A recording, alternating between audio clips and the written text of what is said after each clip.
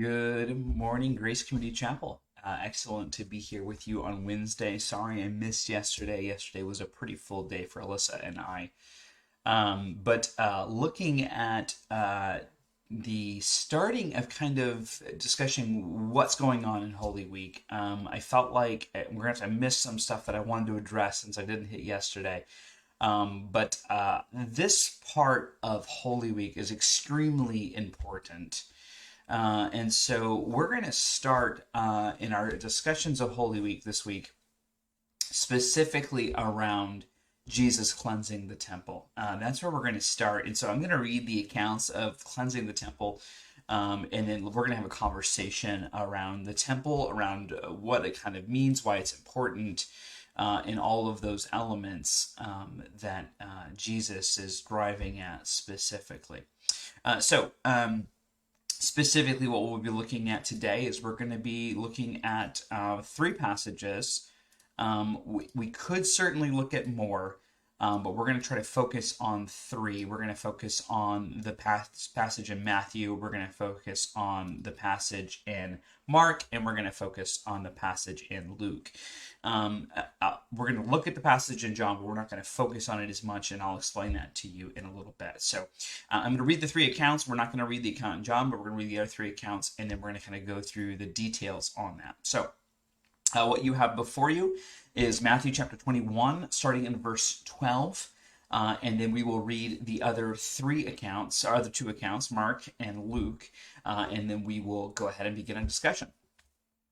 So Matthew chapter 21, verse 12. And Jesus entered the temple and drove out all who sold and bought in the temple, and he overturned the tables of the money changers and the seats of those who sold pigeons.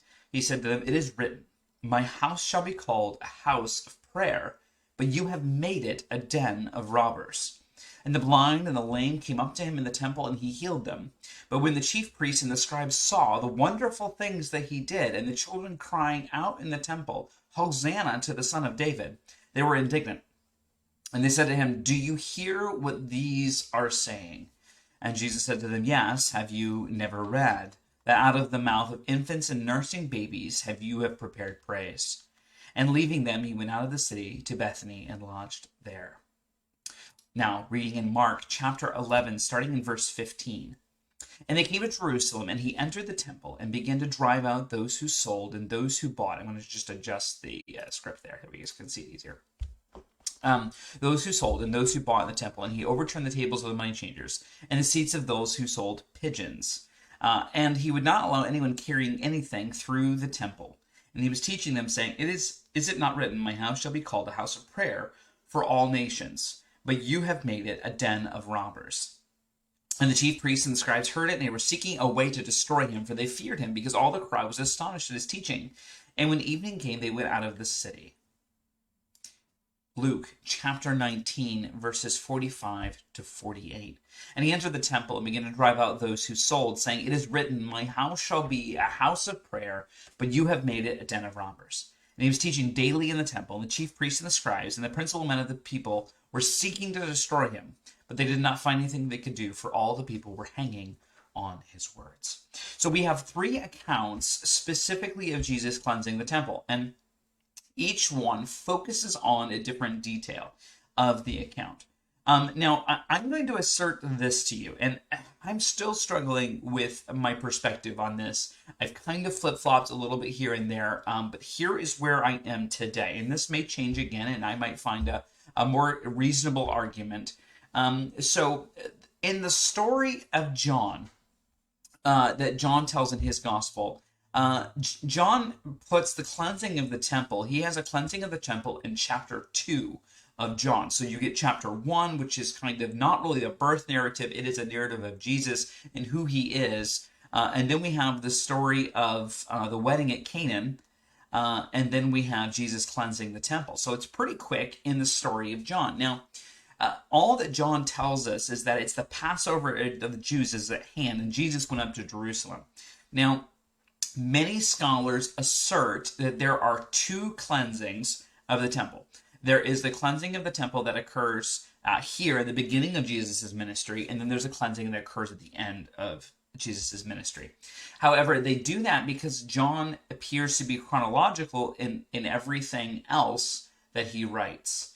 But that being said, I wonder if maybe John is bringing this account up earlier in his narrative to communicate something about Jesus, not necessarily that he's aiming at giving it chronologically.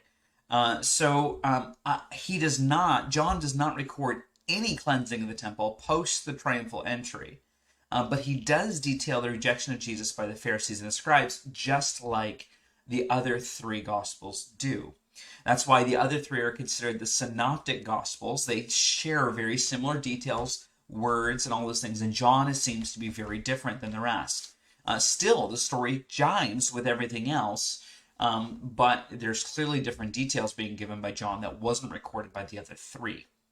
Now, I'm going to assert this morning that John chapter 2 is actually a parallel account.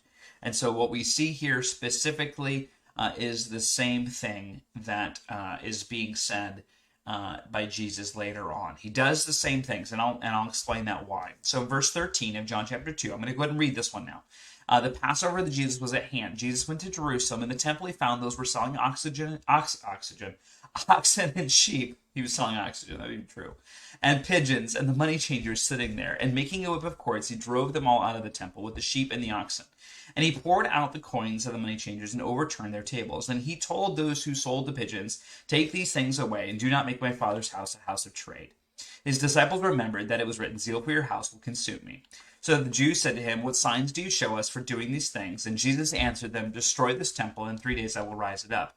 The Jews then say, "It has taken us 46 years to build this temple. Will you raise it up in 3 days?" But he was speaking of the temple of his body. And when therefore he was raised from the dead, his disciples remembered that he had said this, and they believed the scripture and the words that Jesus had spoken. Now, I'm going to assert specifically for, and I don't have all the time to prove it for you this morning, but I'm going to assert that that is the basis of which the scribes then understand, because Jesus uses that terminology in his Holy Week, that if you destroy this temple, my body, I will raise it up in 3 days. That is exactly the narrative that the scribes and the Pharisees believe, and they understand Jesus to have been saying, and why they ultimately ask for a guard after Jesus is crucified.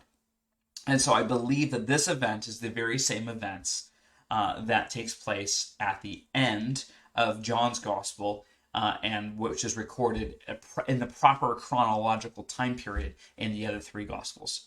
Other people make very valuable, careful assertions on why this is different, but I'm going to say it's the same.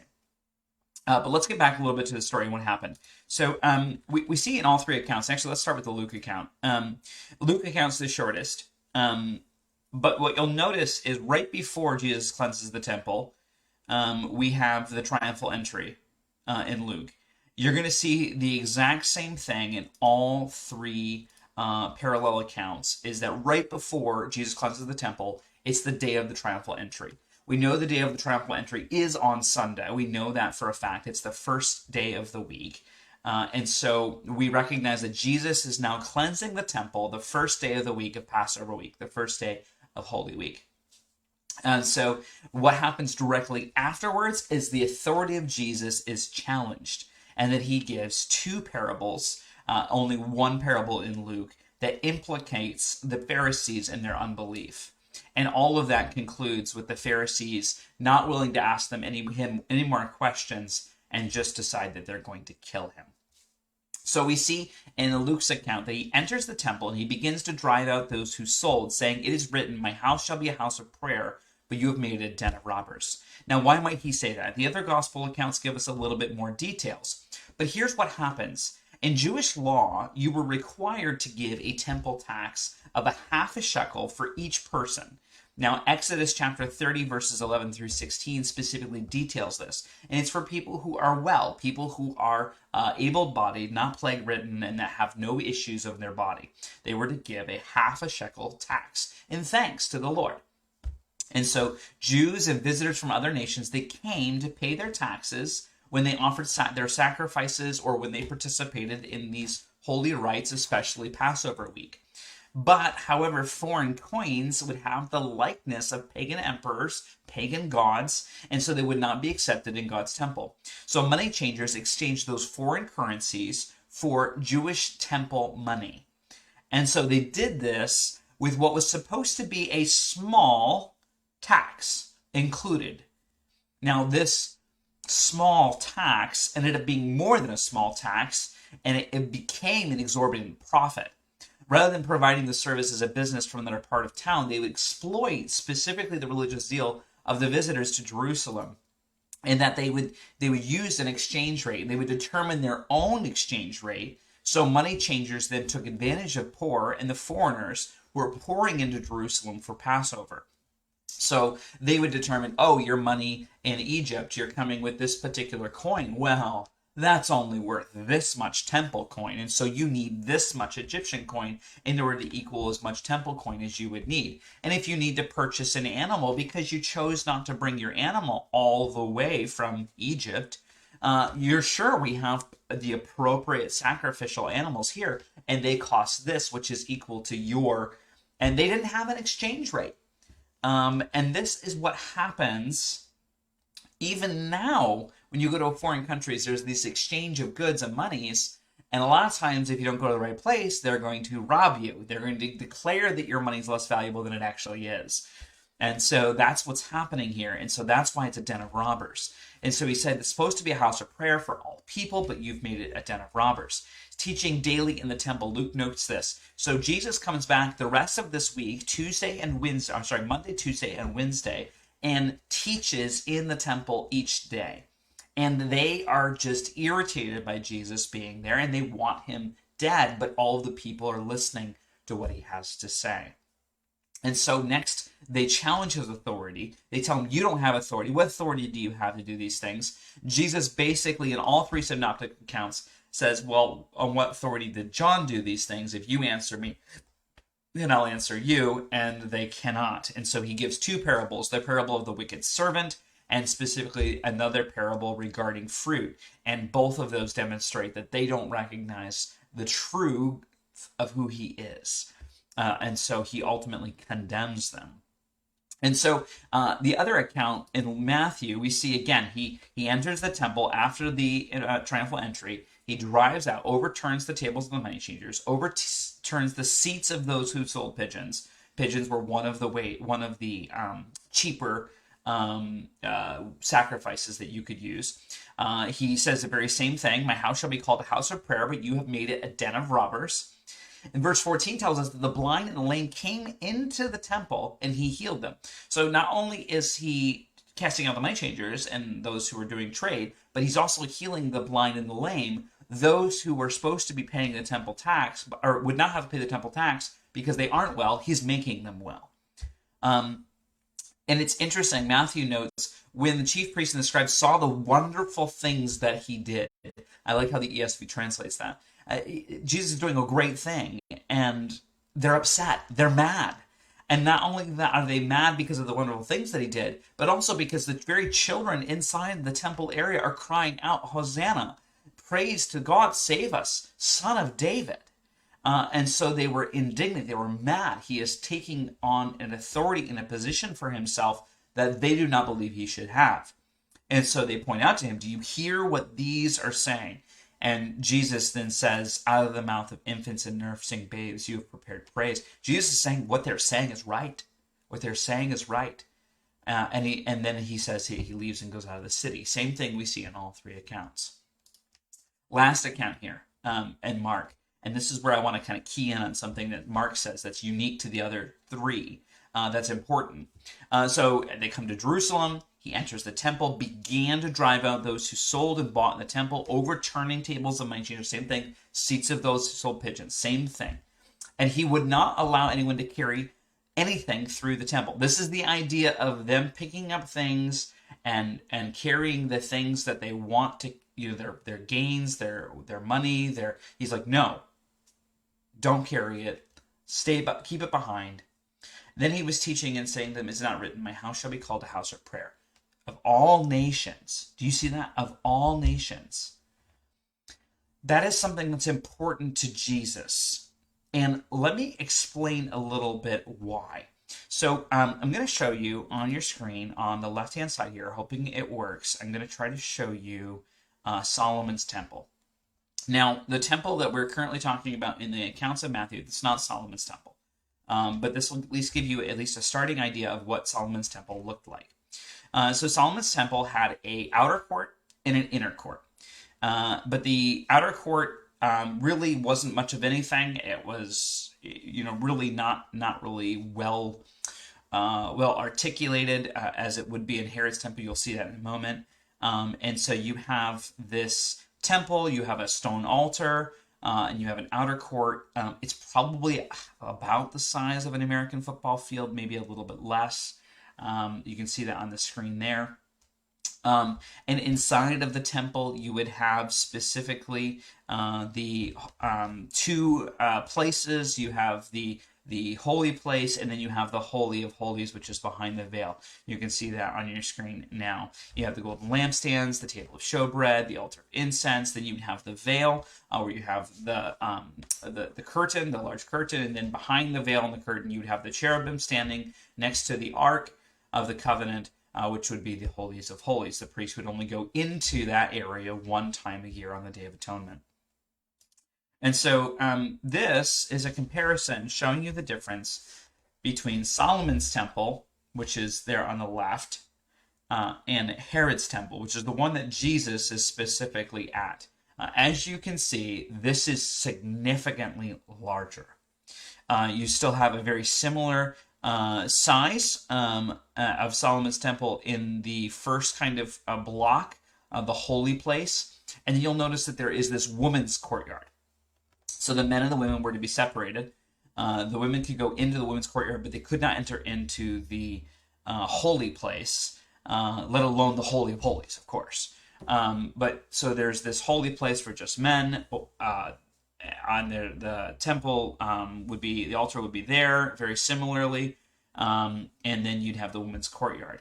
The Solomon's temple would actually fit inside of that primary, that I don't know if you can see that one block outside of the women's courtyard. Solomon's temple would fit inside of that. Then you have the women's courtyard. Then you have certain chambers here. These chambers were specifically for the Sanhedrin and for the Pharisees. And ultimately of the Nazarites and those kind of things. So that's all of that. So this is how big Herod's temple would be overall, to kind of give you a image of what it would have looked like on the Temple of the Mount. So you can see what I just showed you is in the center of that. And then on the outside of that, you have what's called the Gentiles' courtyard. And then you have the porticos, Solomon's portico, the northern portico, the royal portico, and you can see Antonia's fortress. So you would still have all of the things that's similar to Solomon's temple in the holy place, but then you would have everything outside of that as well. So probably what's going on in all three accounts is that in the Gentiles' courtyard, there is a massive bazaar. Now, you got to remember, there's potentially, Josephus says that over 1 million people comes to Jerusalem for Sabbath. So this is jam-packed with people. And it's people selling and exchanging goods, and money's changing hands, and it is loud and cacophonous, and no one is able to worship in the Gentiles' courtyard. But then as you go into the women's section, it becomes quieter. There's no exchange of goods. And then certainly as you come into the general temple area. So what Jesus, I think, is so upset about is what we see specifically in Mark is that there is this element of that the house, my house, is the house of prayer of all nations. But yet you make where the house of prayer is to be for all nations, you make it a den of robbers. And it's so offensive to God. So offensive to God. Because this is part of the element of what's the gospel. Jesus is saying there are a people that I am calling to myself that are not of the house of Israel, and you have prevented them from coming. And so that's what Jesus is so upset about. He certainly tells the two parables about the chief priests and the scribes, and then he comes to the conclusion, ultimately, what we see recorded in Mark chapter 12, verse 12, that we're seeking to arrest him, but they feared the people. They perceived that they had told a parable, he had told a parable against them, so they left and went away. And he did. Jesus spoke out against them 2 parables, specifically against them, one of them being the vine dressers and God, the tenants that he rented the property to. And they recognized that Jesus was speaking against the religious leaders of the day because they were preventing worship for their own greed. So that is what's happening in Holy Week. That's step 1 of something that's happened. That's on Sunday. But that leads into the rest of the week where Jesus begins teaching. We'll talk more about what happens in the week on tomorrow, and we'll also talk about what is Maundy Thursday tomorrow. I know it's a little bit longer, but hopefully the content has been helpful and in preparation for Friday night, Good Friday. Look forward to seeing you there at 6:30. God bless you all. Have a great rest of your Wednesday.